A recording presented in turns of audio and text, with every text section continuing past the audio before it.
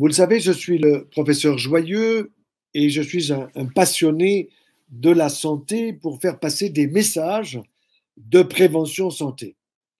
Et ces messages de prévention santé commencent évidemment très tôt dans notre vie. Lorsque nous sommes dans le ventre maternel, pendant 9 mois, nous nous construisons. Et déjà, des éléments importants de notre immunité se construisent. Nous avons nos membres, nous avons notre foie, nous avons notre cerveau, nos reins, tout cela se construit et déjà nos défenses immunitaires se mettent en place dans nos organes. Le sang commence à être fabriqué, d'abord par le foie, puis par la moelle osseuse qui prendra le relais et qui fabrique des globules blancs, des globules rouges pour l'oxygénation, ainsi que des petites plaquettes qui sont dans des chiffres très précis dans le sang de l'enfant avant sa naissance. Et bien évidemment, le poids de l'enfant augmente progressivement pour être à, disons, moins d'1 gramme au tout début de sa vie pour arriver aux 3,5 kg, 4,5 kg à la naissance. Et c'est dès la naissance que l'enfant va sortir d'un milieu stérile. Il était dans un berceau. À la fin, il peut être un petit peu moins stérile dans les dernières semaines. Pourquoi? Parce que cet enfant va sortir dans un monde extérieur où il y a des bactéries, il y a des virus, il y a des champignons, bref, il y a ce qu'on peut appeler des intrus. Mais ne vous inquiétez pas, tous ces éléments qui sont extérieurs à la vie de l'enfant, eh bien, ils vont être utiles à la construction de ces défenses immunitaires. Et ces défenses immunitaires sont d'abord évidemment liées à la vie de cet enfant, à ce qu'il va boire, puisqu'au début, il n'a pas encore les dents pour manger, mastiquer, mais il va recevoir du lait maternel, soit avec le biberon, soit avec le lait de sa maman. Et son système immunitaire, ses défenses immunitaires vont se construire au fur et à mesure de ce qu'il va vivre déjà à la clinique ou à l'hôpital, où il y a un environnement qui est un environnement avec des virus, avec des bactéries qu'il respire, donc tout cela passe dans ses voies respiratoires, mais aussi tout cela va passer par les voies digestives. Et de haut en bas du tube digestif, nous avons ce qu'on appelle un microbiote digestif.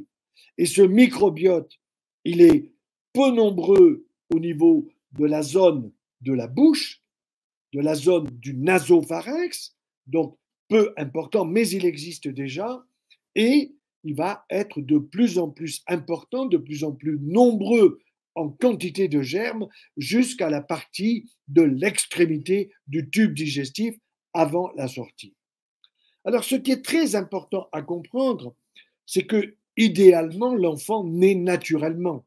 Il passe par la voie génitale, par le vagin de sa maman, et au passage, sa tête et tout son corps vont être badigeonnés par ce qu'on appelle la flore intestinale, vaginale de sa maman, c'est-à-dire par des bactéries, on l'appelle même la flore de Döderlein, qui a été découverte par cet homme, Döderlein, et cette flore va badigeonner le corps de cet enfant.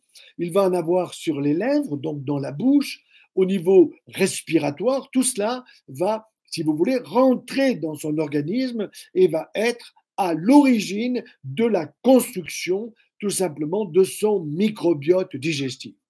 Et ce microbiote digestif va évidemment varier en fonction de ce qu'on va lui donner, et d'abord à boire.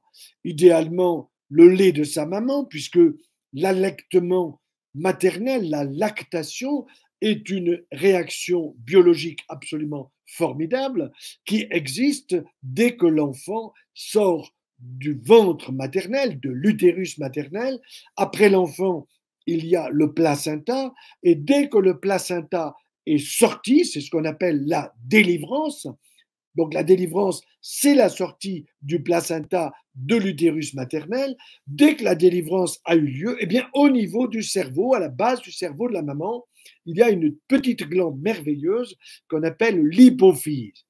Et cette hypophyse va fabriquer une hormone qu'on appelle la prolactine. Prolactine, prolactation pour la lactation. À partir de ce moment-là, eh bien, les glandes mammaires, les seins de la maman vont se tendre un petit peu et il va y avoir l'arrivée du lait. Alors, il y a un premier lait qui est assez spécial et qui est assez riche d'ailleurs, qui ensuite va devenir le lait maternel et l'enfant va être allaité par sa maman. Ça, c'est évidemment idéal. Je dirais c'est une fonction physiologique de la maman qui est destinée à personne d'autre que le bébé, bien évidemment.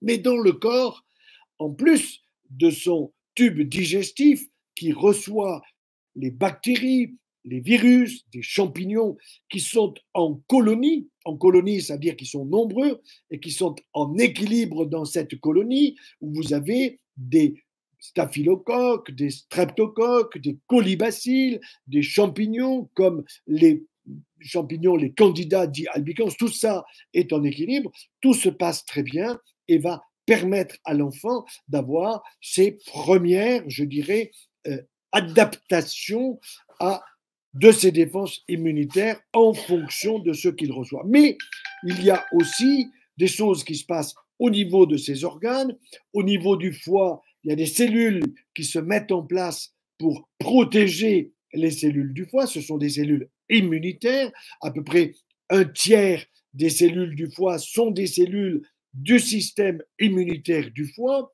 Il y a également, par exemple, au niveau du cerveau, ce qu'on appelle la glie, la microglie, qui sont des cellules du système immunitaire qui jouent un rôle de protection des neurones, puisqu'un neurone, il a un temps de vie lui-même, il a un temps d'activité, et puis il arrive à la fin de sa vie pour être remplacé par un autre. Eh bien, ce sont les cellules du système immunitaire du cerveau qui vont se charger justement de ces déchets neuronaux pour s'en occuper et faire qu'ils n'encombrent pas le cerveau et que tout se passe bien.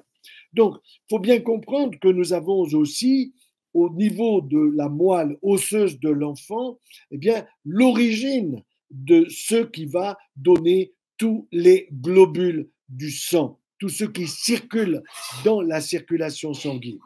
Il y a d'abord les globules rouges. Les globules rouges, il faut savoir qu'ils vivent à peu près 120 jours, c'est-à-dire qu'un globule rouge a fini sa vie après 120 jours et va être remplacé par un autre. Comme nous en avons des millions par millimètre cube de sang, attention, par millimètre cube de sang, nous avons à peu près entre 3 et 5 millions de globules rouges par millimètre cube de sang, vous imaginez qu'il y a en permanence un renouvellement. Ce renouvellement ne se fait pas dans le sang, ce renouvellement se fait dans la moelle osseuse. Et cette moelle osseuse a donc un rôle extrêmement important puisqu'elle est là pour nous aider à fabriquer en permanence, le jour comme la nuit, ces globules rouges qui, eux, auront un rôle de transport de l'oxygène vers tous les tissus de l'organisme, qu'il s'agisse des os, qu'il s'agisse des muscles, du foie, du cerveau, des yeux, etc., de tous les tissus, de tous les organes. Bien. En plus des globules rouges, vous avez les globules blancs. Si les globules rouges y vivent 120 jours, les globules blancs y vivent 7 jours, petite semaine. Ça veut dire que ces globules blancs, au bout d'une petite semaine, ils ont fini leur vie. Et d'ailleurs, il ne faut pas qu'ils vivent plus longtemps parce qu'ils ont du travail. Ils ont du travail, ça veut dire quoi? Ça veut dire que ces globules blancs ont un rôle dans nos défenses immunitaires premiers. Premier, ça veut dire en priorité. Dès que vous avez, par exemple, un staphylocoque qui vient vous embêter dans telle ou telle partie du corps, prenons l'exemple d'un panari au niveau du pouce et vous avez mal et ça s'infecte, eh bien immédiatement, les globules blancs arrivent pour essayer de neutraliser cette infection. Et si l'enfant est en bon état immunitaire, eh bien voilà que la fonction de ces globules blancs va être d'aller manger. C'est pour ça qu'on utilise le mot macrophage, macro parce que c'est assez gros, phage parce que ça veut dire manger en grec. Donc ces macrophages vont aller lutter contre le staphylocoque responsable de l'infection et ainsi, eh bien, le système immunitaire fonctionne grâce à ces globules blancs. Si jamais ça ne suffit pas, ne vous inquiétez pas. Vous avez des ganglions, c'est-à-dire vous avez un système immunitaire qui fonctionne d'une façon merveilleuse et qui fait que le système lymphatique, qui est dans tout notre organisme sous forme de petits réseaux extrêmement fins, à peine visibles quand on ouvre le corps quand on est chirurgien, tout ça, on peut le voir, mais il faut vraiment appointer le regard.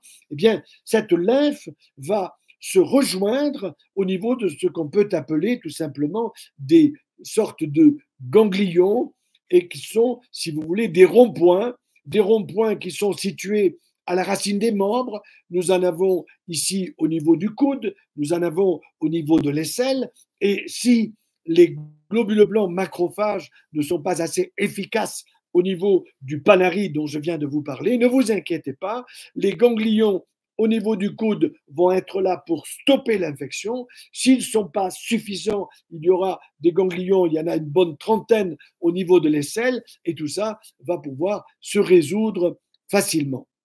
Ce qu'il faut donc bien comprendre, c'est que ce système immunitaire de l'enfant est dépendant du milieu dans lequel il va vivre, de ce qu'il va consommer au niveau de la boisson, donc le lait maternel ou le biberon, et aussi de tout ce qu'il va recevoir d'affection par les bisous de sa maman, de son papa, de ses frères et sœurs, qui arrivent de l'école avec des virus, avec des bactéries, et progressivement, le système immunitaire de cet enfant se construit pour devenir mature. Alors, vous pouvez me poser une très jolie question qui est très fréquente. En combien de temps ce nourrisson va avoir un système immunitaire qui est mature? La réponse est simple, c'est 1000 jours. Mais 1000 jours à partir de quand? Eh bien, à partir de la conception. La conception a eu lieu, on va dire n'importe quel jour de l'année, et vous allez ajouter à ce jour de la conception, vous allez ajouter évidemment les 9 mois du temps de la grossesse de sa maman. Donc 200, 3 fois 9, 27, 270 jours, où pendant ces 270 jours se développe dans le corps de la maman d'une façon absolument merveilleuse ce petit œuf humain, c'est pas un œuf de poule, c'est un œuf humain qui devient un embryon.